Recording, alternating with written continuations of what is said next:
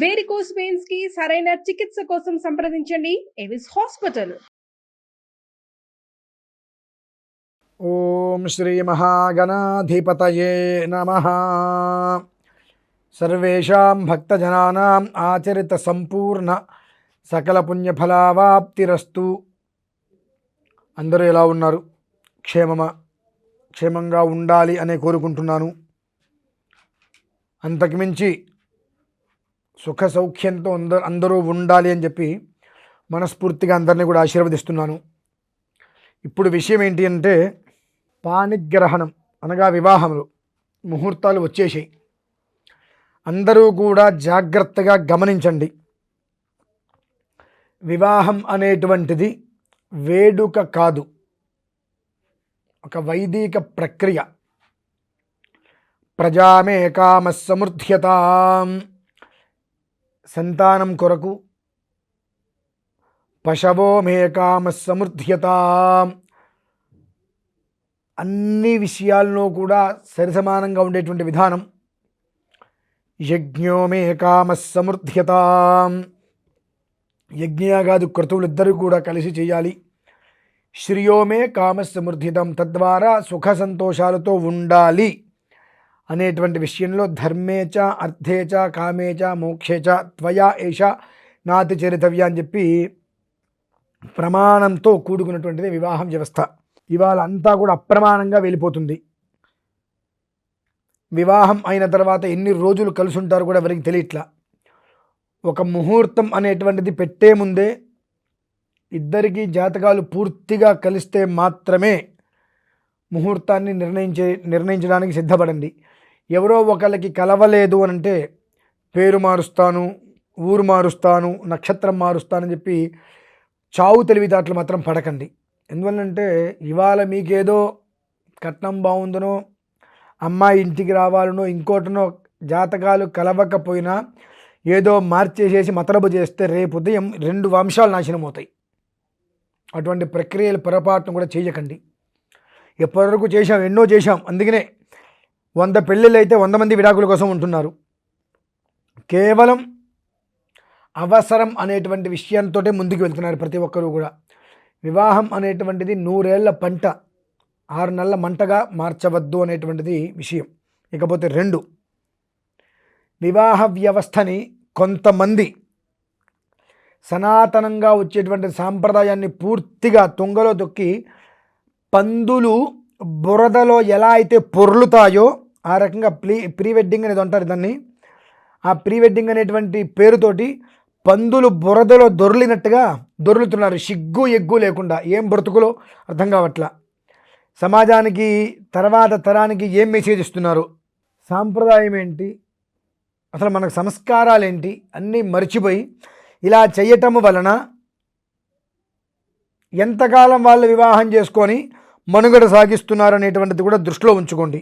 ప్రతి ఒక్కళ్ళు కూడా మాఘమాసం అనగానే మంచి ముహూర్తాలు వస్తాయి, వివాహం చేసుకొని పిల్లాపాపలతో సుఖంగా ఉండాలని చెప్పి అనాది రోజుల్లో కోరుకునేవారు. ఇప్పుడు అట్లా కాదు. వేడిగా ఉన్నటువంటి 2 మనుషులను కలుపుకోవడం కోసమే పెళ్లి చేసుకుంటున్నారు, ఆ తర్వాత విడిపోతున్నారు. మీరు ఏదైనా అనుకోండి, జరుగుతున్నవి ఇవే. ఎంతమంది ఉంటున్నారు? వివాహమైన తర్వాత కష్టమైనా నష్టమైనా కలిసే ఉండాలి, అర్థం చేసుకొని ఉండాలి, ఒకళ్ళ గురించి ఒకళ్ళు ఆలోచించాలని చెప్పి జీవితకాలము కూడా లాంగ్ లైఫ్ ప్రయాణంగా ఎంతమంది చేయడానికి సిద్ధపడుతున్నారు. వివాహం అవుతుంది, కొన్ని రోజులు అవగానే నువ్వెంత, నీ బ్రతికెంత, నా ఇష్టం, నా విధానం, నా వ్యవహారం, నాది, నీదంతా నా వ్యవహారం అనుకుంటూ నాది నీది అనేటువంటి సిస్టమ్ వచ్చి మనస్పర్ధలతో విడిపోతున్నారు. ఇటువంటి వాళ్ళు వివాహం చేసుకొని జీవితాలు నాశనం చేసుకోవద్దు, కొంత పక్క వాళ్ళ జీవితాలు నాశనం చేయవద్దు. ఎందువల్లంటే వివాహం అనేటువంటిది ప్రపంచం మొత్తం సనాతన సాంప్రదాయంలో భారతీయ వివాహ వ్యవస్థ వైపు తొంగి చూసి ఎంతోమంది విదేశీయులు ఇలా వివాహం చేసుకోవాలి అని చెప్పి చక్కగా కట్టు బొట్టు అన్ని మార్చుకొని వాళ్ళ పద్ధతులు దేవాలయాల్లో కళ్యాణ మండపాల్లో వివాహం చేసుకోవడానికి ఇష్టపడుతున్నారు. మన సాంప్రదాయాన్ని చూసి మనమేం చేస్తున్నాము, మన సాంప్రదాయాన్ని మనమే తొంగలో తొక్కుతున్నాము. ఇదంతా ఎందుకు చెబుతున్నారండి ఇప్పుడంటే, ముహూర్తాలు వచ్చినాయి, చాలా దివ్యమైన ముహూర్తాలు ఉన్నాయి. ఆ ముహూర్తాలలో మాత్రమే అనవసరమైనటువంటి విధానాలు లేకుండా వివాహం చేసుకొని జీవితాన్ని ముందుకు నడిపించేటువంటి రీతిలో ఉండండి. అంతేకాని పెట్టుడు ముహూర్తాలు, నాకు ఆ ముహూర్తం కుదరదండి, నాకు ఈ ముహూర్తమే కుదురుతుంది, నేను అప్పుడు అందుబాటులో ఉంటాను, నేను ఇప్పుడే అందుబాటులో ఉంటాను, నాకు ఈ ముహూర్తమే కావాలి అని పెట్టుడు ముహూర్తాలు, అమ్మాయి అబ్బాయి జాతకాలు కలవకపోతే పేర్లు మార్చడం ఇంకోటి మార్చడం చేసేటువంటి ముహూర్తాలు పూర్తిగా కూడా ఏమాత్రము కూడా శ్రేయోదాయకం కాదు. 2 కుటుంబాల జీవితానికి నాంది మొట్టమొదటి అక్కడే ఉంది, గుర్తుపెట్టుకోండి. 2 వివాహ వ్యవస్థ అక్కడ వచ్చిన తర్వాత కెమెరామ్యాన్ చెప్పాడనో ఇంకోటనో రెండోసారి చేసిన ప్రక్రియ చేయకుండా వివాహ తంతు ఏ రకంగా అయితే చెప్పబడిందో ఆ పురోహితులు వారు అక్కడికి వచ్చి కూర్చొని చేస్తున్నప్పుడు పంతులు గారు మీరు పక్కకి జరగండి అని చెప్పి వాళ్ళు వచ్చి ఇట్లా మొహంలో మొహం పెట్టి షూట్ చేయటము. ఇంతకన్నా తతస్సుముహూర్తే కన్యాం దృష్ట్వా అంటారు. సుముహూర్తం సమయంలో ఆ సజీరక కూడా నిక్షిపేతు, ఒకళ్ళ శిరస్సు మీద ఒకళ్ళు జీలకర్ర బెల్లం పెట్టుకున్న తర్వాత ఒకళ్ళు చూసుకోవాలి. తతస్సు ముహూర్తే కన్యాం దృష్ట్వా, ఆ సమయంలో వెంటనే ఇటువైపు తిరిగి చూడండి అంటాడు. అటువంటి పనులు చెయ్యకండి. ఒకసారి పూర్తి అయిపోయిన తర్వాత మరలా ఇంకొకసారి చేయండి అంటుంటారు. ఫోటోషూట్ కోసం గొప్పతనంగా ఉంటుంది, అందంగా కనిపించాలి అని చెప్పి చేసిన పని మళ్ళీ చేశారా, చేసిన ప్రక్రియ మళ్ళీ చేసుకునేటువంటి కర్మ ప్రారంధం అనుభవించే స్థితి వస్తుంది. జాగ్రత్త.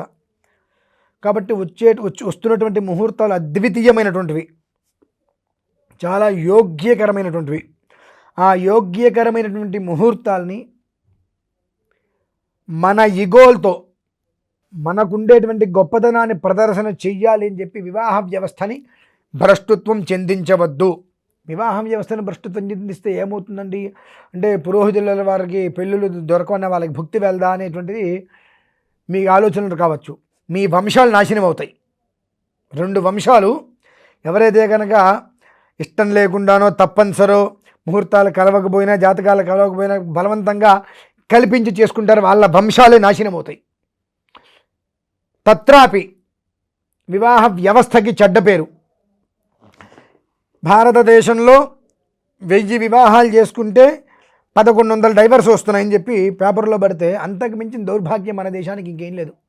మన ధర్మాన్ని, మన సాంప్రదాయాల్ని, మన సనాతనంగా వచ్చేటువంటి ప్రతిదాన్ని కూడా మన స్వార్థం కోసం మనం సర్వనాశనం చేస్తున్నాం. కనుక అటువంటి పనులకి ముందుకు రాకండి.